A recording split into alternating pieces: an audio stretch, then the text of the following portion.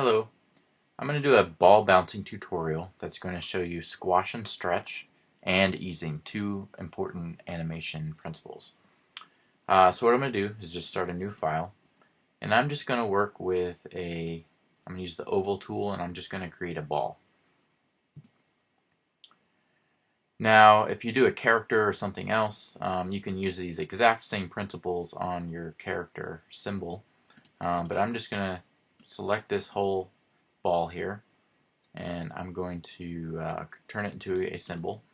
You can either go to modify, convert to symbol, or I like to use right click a lot, so I'm going to right click and convert to symbol, and I'm going to make sure it's a graphic symbol, and I'm going to call it ball.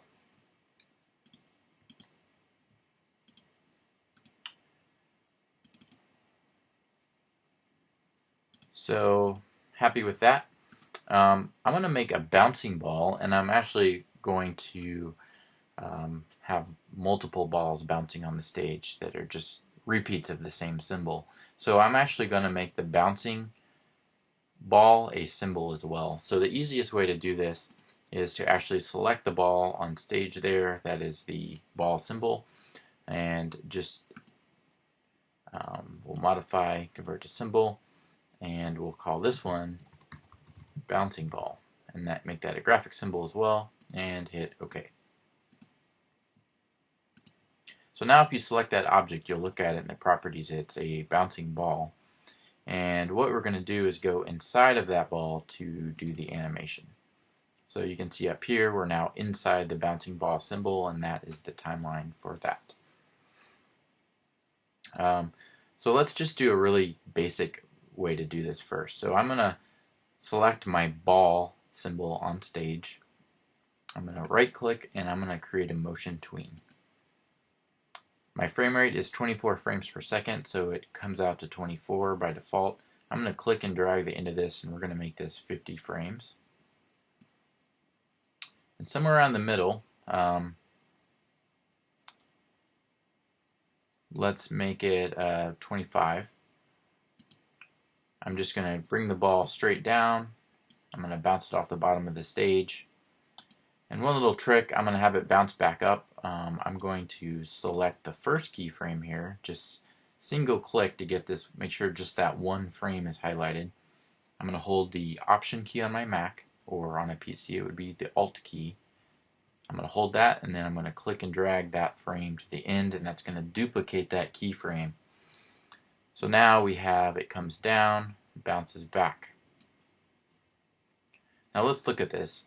I'm going to go back to the main scene here, the main timeline. And because it's a graphic symbol, you have to have an equal amount of frames in the parent timeline. So I'm going to click on 50 here. I'm going to right click and insert frame.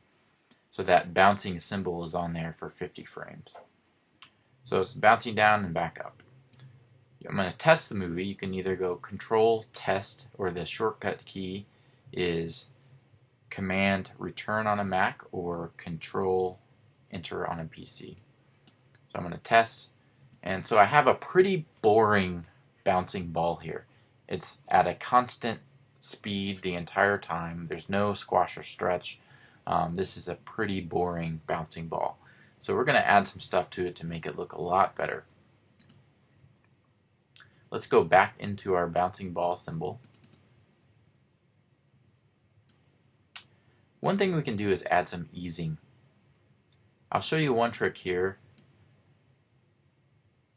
If you apply easing without using the motion editor, you pretty much can only ease in and ease out. We want the ball to ease in on the way down, and we want it to ease out on the way up, and I'll explain that in a second. But I want to turn these tweens into two separate tweens. So I'm going to click just this one frame here. I'm going to right click, and at the very bottom of this dialog, it's off screen for you, but there's something called split motion. Choose that, and it's going to break those tweens up into separate tweens. And when it did that, it kind of, let's see, no, that's good, that's good. So this first tween, I want to do an easing in. So it's on the way down at the top. It's kind of like if you were letting go of a ball. It's going to start slowly, and as gravity starts pulling on it, it's going to speed up. right before it hits the bounce, it's going to be at its maximum speed. So it's going to ease into the maximum speed. So click anywhere inside the tween, look in your properties panel, and we want to have a negative value. The maximum is 100, so to exaggerate it the most, I'm going to do -100 and hit enter. Now on the way down, you can't really tell at this point in time, but we'll see it when we test it. It's going to gradually speed up. Now on the way back up, when it comes off the bounce, it's going to be moving at its fastest speed. But as it goes up, gravity is going to start to push down on it, and as it gets to the top, it's going to get slower and slower. So for that, we want an ease out. So click anywhere inside your tween here. Ease out is positive value, so I'm going to do a +100 and hit enter. So now let's test the movie. And you'll see you have a lot more realistic bounce here because it's speeding up as it goes down, and then it kind of slows down and it kind of lofts up here at the top for a moment as it goes back up. So that's a much more realistic motion. But now we want some squash and stretch to add a little more realism. I'm going to do this a little different way to show you a few more tricks. So what I'm going to do is let's get rid of this going back up part of it.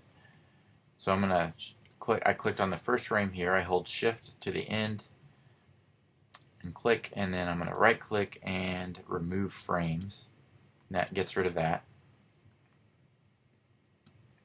I'll drag that out to 25. So on the way down, we're going to, actually I'm going to go ahead and kind of start clean with this. I'm going to right click and remove the tween. So now we just have it at the top. One thing, now that I'm adding squash and stretch, that I need to do first is change the transformation point.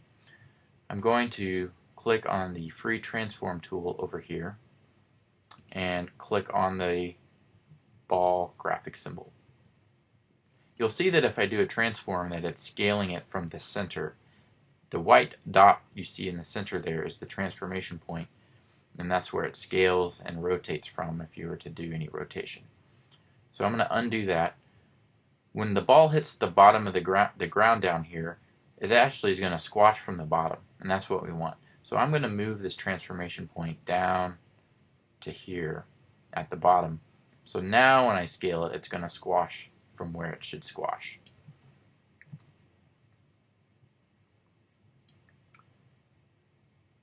I hit undo one too many times there, so let me put it back. There we go. Do that before you start doing any tweens, otherwise things can get kind of hairy. So what we're going to do now is we're going to add the motion tween back. We're going to right click, create motion tween, and what we're going to do is at frame 20, it works best when you're laying down keyframes to kind of have a clear idea of what you want to do first. Because when you kind of revise things and move keyframes around after the fact, sometimes things can get kind of strange. So the more you kind of know what you want to do before you do it, the better. So what I'm going to do is at around frame 20, I'm going to start the squash. It's going to reach the bottom, and it's actually going to squash between 20 and 25 off the bottom. Because what we don't want is we don't want the squashing to start occurring on the ball as it's falling. It only starts to squash when it hits the floor, because that's what causes the ball to squash. So I'm going to click at frame 20 here, and I'm going to move the ball all the way down to the bottom. I'm holding the shift key so that it just goes in a straight line. So now I'm on the bottom. And if you continue down to 25, it's just going to stay there. But we want to add the squashing. The first thing we're going to do is we need to lock in all the different keyframes for this frame. I'll show you what happens if you don't. If we go to frame 25 and we squash this down, it's going to do what I was warning you about. You'll see that it's starting to squash at the top. And we don't want that. We only want it to squash when we get to the bottom. So we have to lock in the keyframes on frame 20. So I'm just going to go edit, and I'm going to hit undo a couple times to get rid of that. So what we're going to do instead is we need to select this one frame here And what you can do is right click, and this will be off stage here. I'm sorry for that. The dialog goes down below the window here, but you have insert keyframe, and if you hover over that, you can add a keyframe for position, scale, skew, rotation, color, filter, that kind of thing. There's also one called all. Now the thing is it added a keyframe here. You can see the dot, but it only did a keyframe for the position.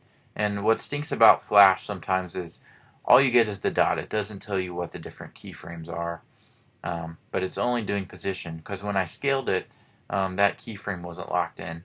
So what I'm going to do is I'm going to go insert keyframe and choose all, and that's going to lock that in. Now when I go to 25 and I do the squash, it's not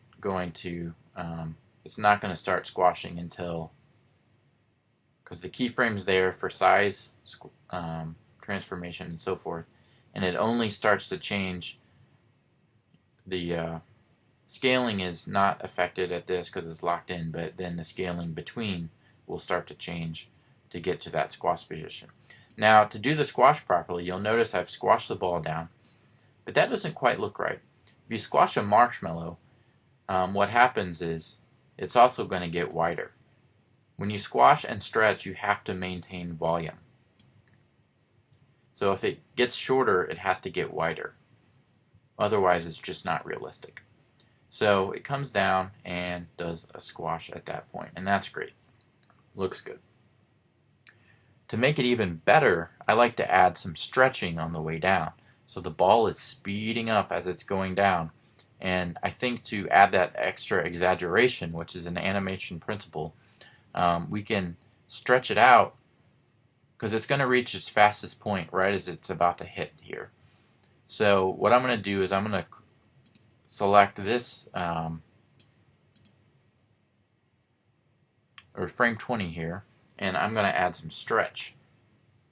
So same as squash, if I pull it out taller, I'm going to have to make it a little bit skinnier so that the volume is maintained. So now as the ball is coming down, it's starting to stretch, and that's going to look really nice coming down. It hits at this point and then it turns into the squash. So this is the first half of the animation. Now the reason why we had it going down and back up on the first part, but we've done a little bit more to it. What I want to do, instead of having to do all these different keyframes a second time, I'm going to do another trick here, and I'm going to copy all of this and duplicate it and reverse it. So just click on frame 1, or make sure you get this whole tween span selected, shift click or double click, and then I'm going to edit timeline, and I'm going to copy frames. Notice this is different from regular copy and paste. You go edit timeline, copy frames, and it's copying this whole span. I'm going to go to the next frame here. I'm going to edit timeline and paste frames. And what that did is just copy that whole tween span and my squash and stretch and everything, and it's just repeating it. Now we just have to reverse it. So select the whole thing. I just double clicked. I'm going to right click in here, and down at the bottom there's something called reverse keyframes. I'm going to choose that, and it's just going to flip everything over. Now this is great because we start at the squash and it's going to unsquash, and it's going to come up and go back to the starting position. So I just noticed it did do something a little strange here. You see it's got an extra keyframe in here. It didn't quite do what I expected here, and so I'll need to fix that. So you'll see that as it starts to come up, it's coming off and unstretching. We actually want it to stay on the ground until it's gone back to its normal shape and is starting to stretch again. So what we can do is we can go to this point, this keyframe, and I'm actually going to drag this back down. And so now in between here it's going to go back to the stretch, because it's going to be at its maximum speed coming off the bounce, and then it's going to go back to its regular shape at the top. So stretch back, and then I don't know why this extra keyframe showed up here, so let me just single click on that one, and I'm going to drag it to the end to replace this one. So now you can see it stretches back at this point, and then it starts to come off the ground. You'll see that the ball goes back to its normal shape and its original position up here at the top. So let's test the movie and see what we've ended up with. So now we have some nice squash and stretch. We haven't added the easing back to this one because it looks a little strange. If the easing isn't right, it looks weird, but this is going to look great as soon as we add in the easing. So let's do that. So again, I'm going to click this tween span, and it's going to ease through this entire tween span, and that's fine. I think that'll look good. I'll click that. I'll go to ease, and I'll do -100 to add easing in. I'll click here, and I'll add +100 to ease out. And let's test the movie.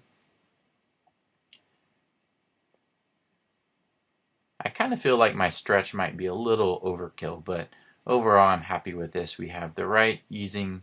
The squash and stretch is giving us a lot more dynamic, and just look how more interesting this is to watch than that boring ball that we started off with. Let me show you one more trick of how you can now repeat this, and it uses a cool little property. So let's go back to our main scene, and I'm going to go ahead, the layer that this one's in, I'm going to call this ball 1. And I'm just going to move this over to the side. I'm going to do 2 more balls, and I'll just put them on different layers to keep them separate. Ball 2 and ball 3. I'm going to choose ball 1 here, and I'm going to do edit copy, or you could do Command or Control C. I'm going to go to the ball 2 layer, and I'm going to edit and paste in place. Then I'm going to use my arrow keys just to move this guy over. I'm going to copy again, choose ball 3, and I'm going to paste in place and move this guy over here with my arrow keys. If I test the movie, they're all going to be bouncing at the same rate. Now that's a little bit boring. You know, who's going to drop 3 balls and have them bounce exactly the same? So let's mix it up. We're going to use what's called the first property. Now this is only available for graphic symbols. That's why I wanted to use graphic symbols to begin with. Also, graphic symbols are nice because you can view any nested animation inside. With a movie clip, that would not work. So to make these act a little differently, let's choose ball 2 here, and we have the first property. Now let me remind you, the ball symbol goes from 1 to 50, and by default it starts at frame 1 at the top here and goes down. Well, if you change the first property, you can have it start anywhere inside the nested animation here. So I'm going to have it start actually on the bounce. So frame 25, or let's go to frame 1 here so you can see what's happening on the main timeline.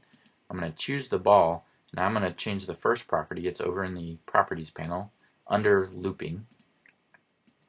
I'm going to change where it starts to 25. Hit enter. So you can see that in frame 1 on the main timeline, the nested animation is now starting on frame 25. And it's just going to continue and loop, but it's going to be at a different pace than the original symbol. Now I can do the same thing with ball 3. I'm just going to pick, maybe it's on the way up. We'll do like 35. So now you have these balls all bouncing different, and you have some nice variation. So I'm going to test the movie, and you'll see what we have ended up with.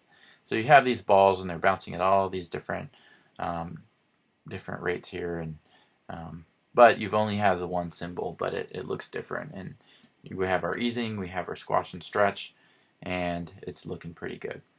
So I hope you enjoyed the tutorial and will help you. Squashing and stretching and easing are very fundamental animation principles, and it is something that you can use in anything. So if this was a character or something else and you're having him jump across the stage, you can add in that squash and stretch, and really makes a big difference. Now you can take it to another level. If you have a character and you have different body parts, you might have some some follow through or some anticipation where you're, you know, let's say this guy had a head when he was coming down. The body would bounce, but then the head would follow a little bit delayed as it was kind of catching up. So you can add that kind of stuff as well. But this should get you started with some good basic animation principles.